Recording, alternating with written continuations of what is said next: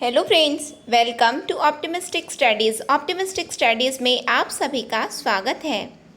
हमने स्टार्ट किया था ABEO पेपर 2 में यूनिट 4 और यूनिट 4 में हम स्टार्ट किए हैं समग्र शिक्षा अभियान, जिसका हमने पार्ट 1 देख लिया है। आज हमें पार्ट 2 देखना है। तो चलिए फिर हम आज की क्लास को स्टार्ट करते हैं। इससे पहले जितने भी लेक्चर्स हुए हैं ABEO के, तो ABEO नाम से प्लेलिस्ट बनी हुई है चैनल में, उसमें जा कर के आप सभी लेक्चर्स को अटेंड कर सकते हैं। तो चलिए फिर हम आज के सेशन को स्टार्ट करें। लेकिन सेशन को स्टार्ट करने से पहले यदि आप चैनल पे न्यू हैं तो चैनल को सब्सक्राइब कर लीजिए और बेल नोटिफिकेशन को ऑन रखिए, जिससे हम जो भी वीडियो डालें तो आप तक पहुंचती रहे। साथ में क्लास यदि आपको अच्छी लगे तो ज़रूर लाइक कीजिएगा, ज़्यादा से ज़्यादा लोगों तक शेयर भी ज़रूर कीजिएगा। तो let's start our session.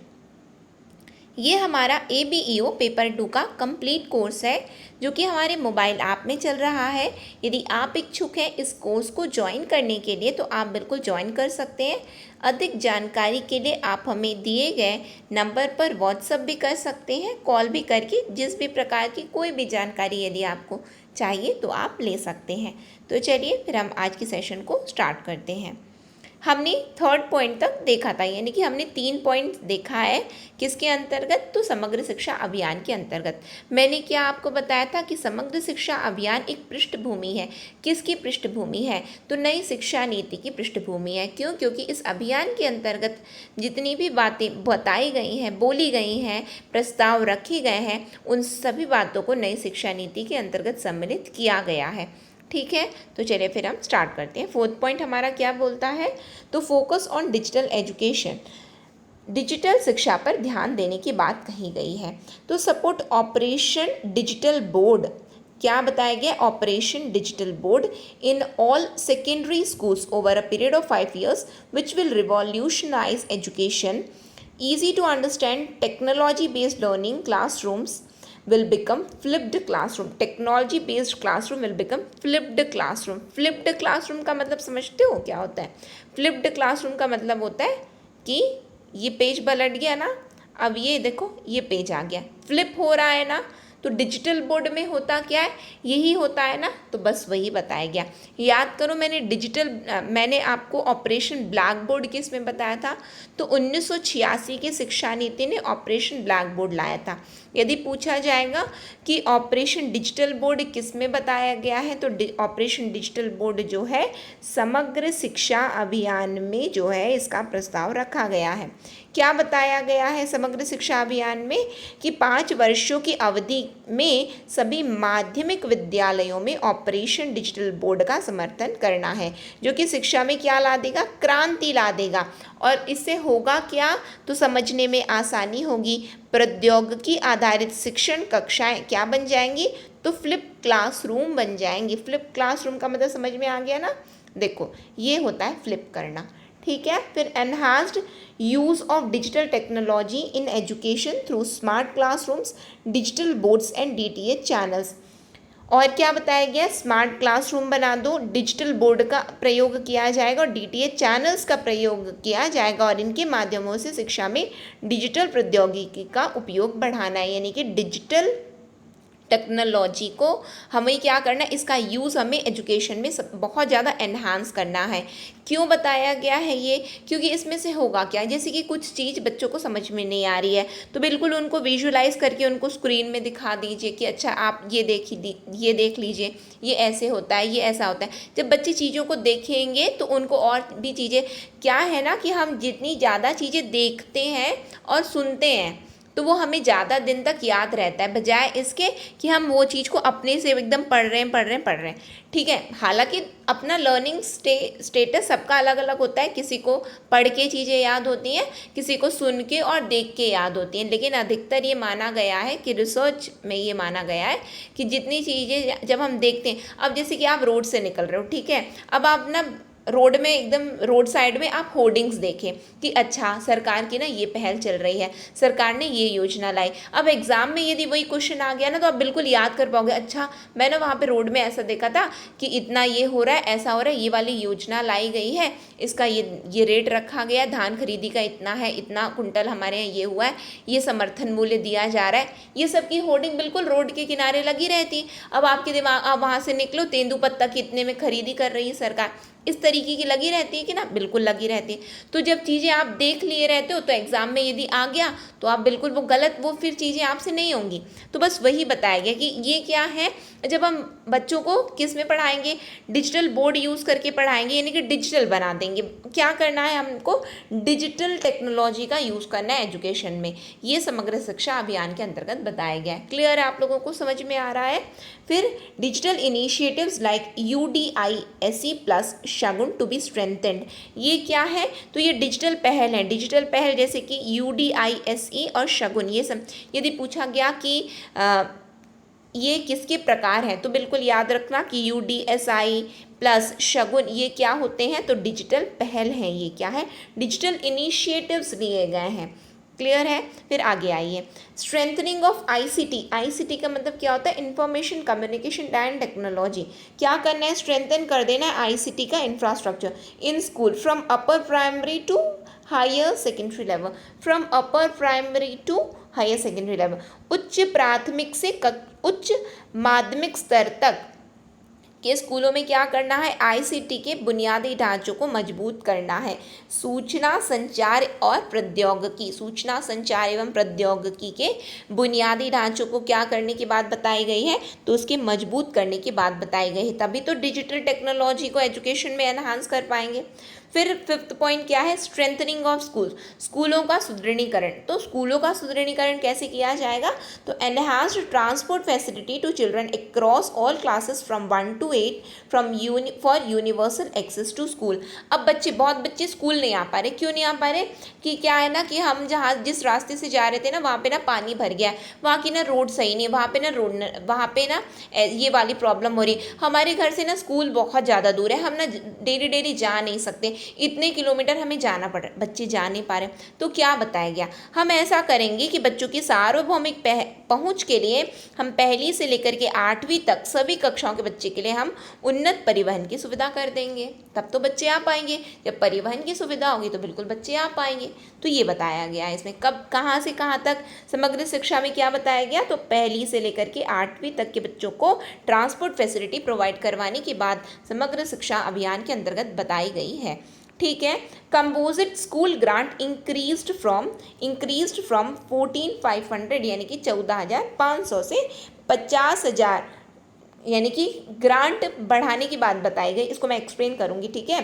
To ₹25,000 to 1 lakh and to be allocated on the basis of the school enrolment. Composite school grant की बात बताई गई है।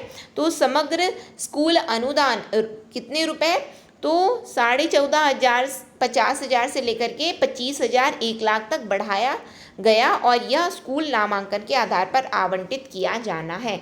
क्या बोल रहे हैं, क्या है, स्कूलों को अनुदान राशि उपलब्ध करवाई जाती है। तो ये बताएं, हम अनुदान राशि को भी बढ़ा देंगे। जो पहले 14,500 से लेकर के 14,500 50,000 जो दिया जा रहा था उसको बढ़ा करके अब हम क्या कर देंगे, तो हम 25,000 1 लाख तक कर देंगे। 25,000 1 लाख तक अब हम कर देंगे, ऐसी बात बताई गई है।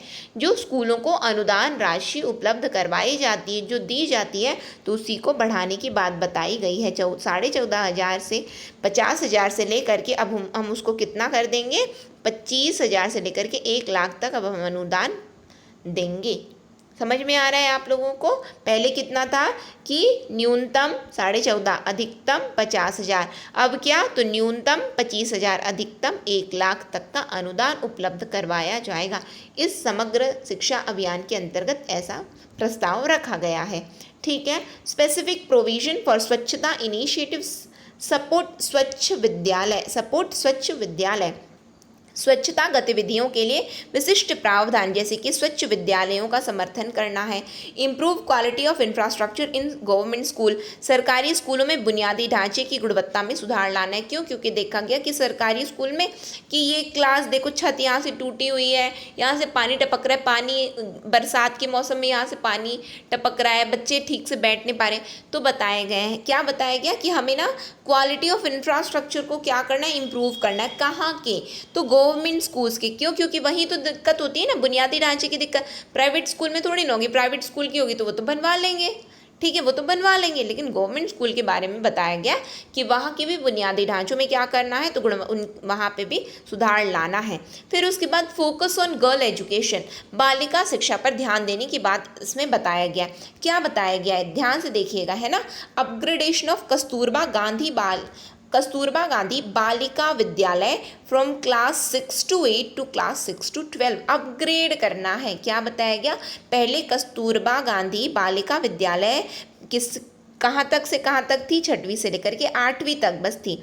अब उसको क्या करें, अब हम उसको ना कक्षा 6वीं से 12वीं तक हम कर देंगे। कस्तूरबा गांधी बालिका विद्यालय का कक्षा जो 6वीं से 8वीं से क्या कर देंगे, अब कक्षा 6वीं से लेकर के 12वीं तक अब कर दिया जाएगा उसे, जो केवल और केवल पहले 6वीं से 8वीं तक हुआ करती थी। क्यों? क्योंकि इसमें हॉस्टल फैसिलिटी प्रोवाइड करवाते हैं। कस्तूरबा गांधी बालिका विद्यालय में हॉस्टल फैसिलिटी केवल 6वीं से लेकर के 8वीं तक था, ठीक है, कि बच्चे कम से कम माध्यमिक स्तर तक तो पढ़ ही जाएँ, बालिकाएं माध्यमिक स्तर पढ़ लें। अब लेकिन अब हम उसको क्या कर दे रहे हैं, हम 6वीं से लेकर के 12वीं तक अब हम इसके प्रावधान कर रहे हैं, यानी कि हम उन्नयन कर रहे हैं, अपग्रेड कर रहे हैं, ठीक है।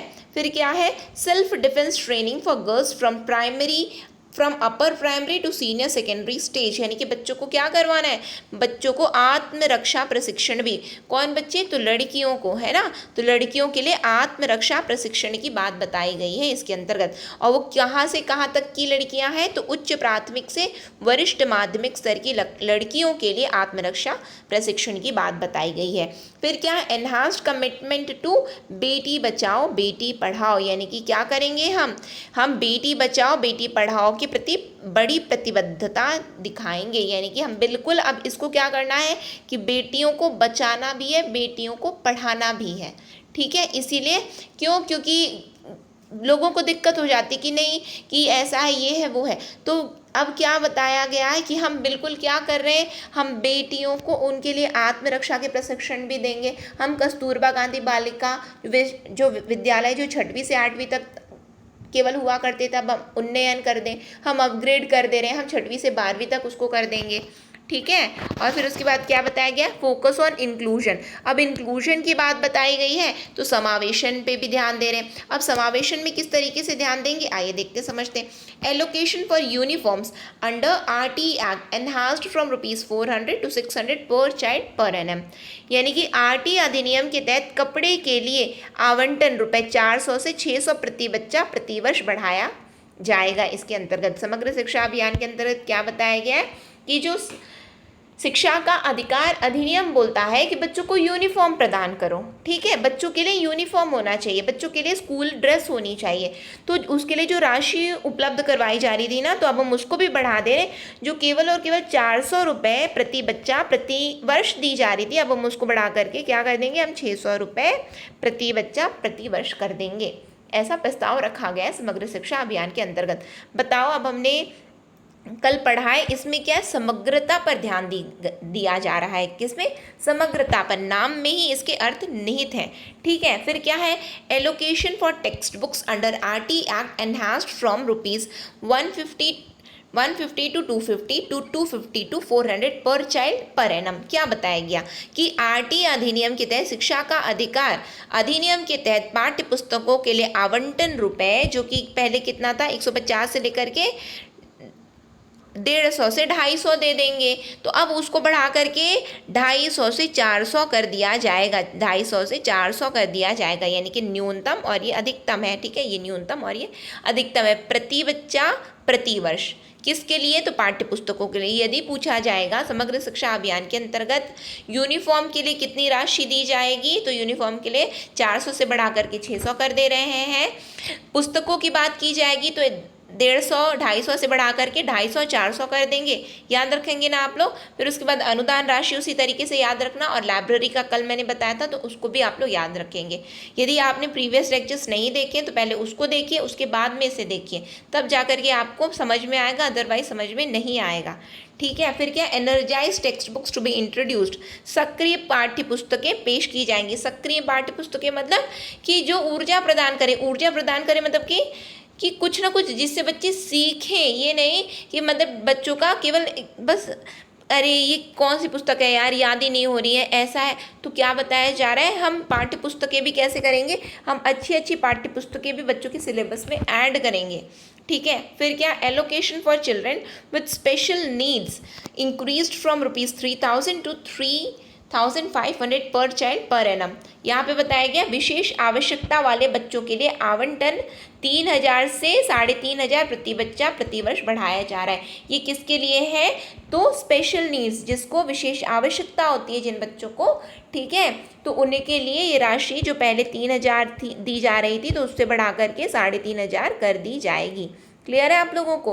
फिर उसके बाद स्टाइपेंड जो दिया जा रहा है, stipend of ₹200 per month for girls with special needs for from class 1 to 12, कक्षा पहली से लेकर के 12वीं तक की विशेष आवश्यकता वाली लड़कियों के लिए ₹200 का स्टाइपेंड प्रति माह बोला गया है।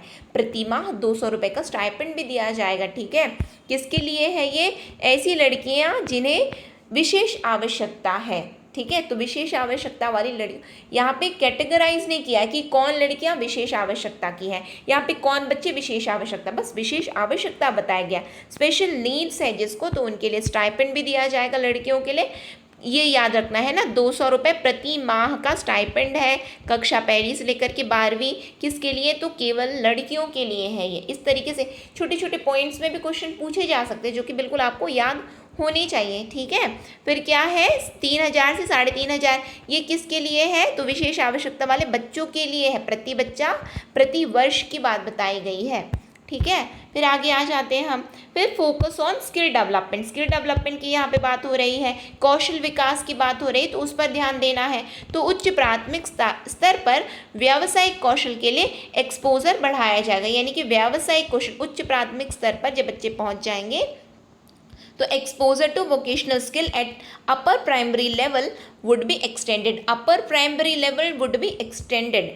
ठीक है, अब अपर प्राइमरी लेवल मतलब इसकी ये क्या बताया जा रहा है, 6वीं से लेकर के 8वीं तक की बात की जा रही है, यानी कि मिडिल की बात की जा रही। अब याद करो, मैंने आपको जब नई शिक्षा नीति बताया है तो मैंने आपको क्या बताया, नई शिक्षा नीति के अंतर्गत बोला गया कि हम ना व्यावसायिक शिक्षा ना कक्षा 6वीं से ही दे रहे हैं। अब ये बताओ क्या वही चीज़ लिखा है कि नहीं, इसमें उच्च प्राथमिक स्तर पर व्यावसायिक कौशल के लिए एक्सपोजर बढ़ाया गया, वही लिखा है ना, इसमें भी वही बोला गया और इसमें भी वही बोला गया। ये उच्च प्राथमिक स्तर बोले, यानी कि 6वीं से 8वीं तक की होती है उच्च प्राथमिक स्तर। ठीक है, तो बस यही बात तो नई शिक्षा नीति ने भी बोली थी कि हम कक्षा 6वीं से वोकेशनल एजुकेशन देंगे। समझ में आया आप लोगों को। और यही बात 1986 की शिक्षा नीति ने क्या बोला था, 10+2+3, यानी कि जो 3 वाला है वो वोकेशनल एजुकेशन होगी। लेकिन नई शिक्षा नीति ने क्या बोल दिया, नई शिक्षा नीति ने बोल दिया कि हम तो 6वीं से ही देने लग जाएंगे। और समग्र क्या बोल रहा है, समग्र बोल रहा है उच्च प्राथमिक स्तर, यानी कि वही चीज़ है। मैंने आपको बताया ना, शुरू में ही बता दिया, ये पृष्ठभूमि है किसकी, नई शिक्षा नीति की। अब देख लीजिए, समझ में आ रहा है आप लोगों को। आइए देखते हैं आगे क्या बताया जा रहा है। Vocational education for class 9 to 12 as integrated with the curriculum and to be made more practical and industry oriented। अब उसके बाद हम उच्च प्राथमिक से तो बिल्कुल एक्सपोजर स्टार्ट कर देंगे कि अच्छा ये जानकारी उनको उपलब्ध करवाने लग जाएंगे कि ये चीज़ होता है कि बच्चों को ये सब्जेक्ट लोगे, इस तरीके से पढ़ोगे तो यहाँ जाओगे, ये वाला काम करोगे, बिल्कुल बच्चों को बताया जा रहा है। फिर क्या बोले, हम ना ऐसा करेंगे, हम कक्षा 9वीं से 12वीं तक क्या करेंगे कि व्यावसायिक शिक्षा को ना हम पाठ्यक्रम के साथ में एकीकृत कर देंगे। और फिर क्या करेंगे, जिससे क्या हो तो अधिक व्यावहारिक और उद्योग उन्मुख बनाने के लिए बच्चों को क्या बनाना है हमें, तो बच्चों को अधिक व्यावहारिक और उद्योग उन्मुख बनाने के, बच्चे बिल्कुल जान रहे हैं स्कूल टाइम से। अब ऐसा है कि हमें ऐसा पता ही नहीं कि हमें लेना क्या है सब्जेक्ट, हम सोच रहे अच्छा 10वीं में ना मेरा जिसमें ना सबसे ज़्यादा नंबर आए ना मैं वही सब्जेक्ट ले लूँगा, मैथ्स में ज़्यादा नंबर आए तो बिल्कुल मैं मैथ्स ले लूँगा, यदि मेरा साइंस में ज़्यादा अच्छा सब नंबर आया ना तो मैं ना बायो की तरफ में चला जाऊँगा, और यदि ना मेरा मैथ्स साइंस में अच्छा नंबर नहीं आएगा ना तो मैं ना कॉमर्स ले लूँगा, नहीं तो मैं ना आर्ट्स ले लूँगा। अब यहाँ पे हमें पता ही नहीं बनना क्या है, हम तो ये देख रहे हैं कि 10वीं में हमारा नंबर कितना है, उसके हिसाब से हमने डिसाइड कर लेंगे कि हमारा ना हम कौन सा सब्जेक्ट लेने। अब 12वीं हो गया, ठीक है।